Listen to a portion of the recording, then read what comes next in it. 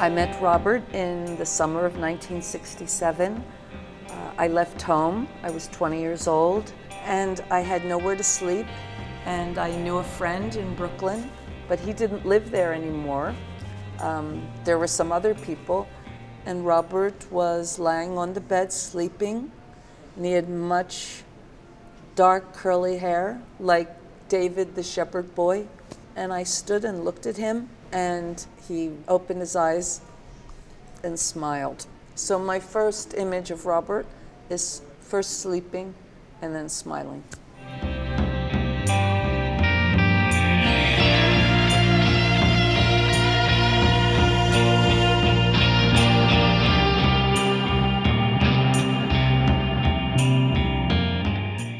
New York was a very lively place. There was artists on every level, from people that were struggling on the streets to our greatest cultural voices, but we all sort of mingled with one another in a way that's not possible now. Certain of his pictures have that energy.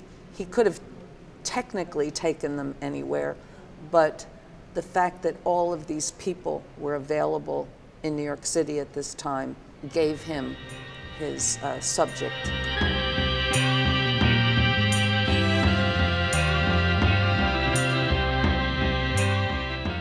I was Robert's first model, which I'm very proud of. And because we didn't have any money and he was working with a Polaroid film, he only had 10 shots. And after those 10 shots were finished, we might not have enough money for weeks to buy another pack of film. So Robert developed a very economic work ethic in taking photographs.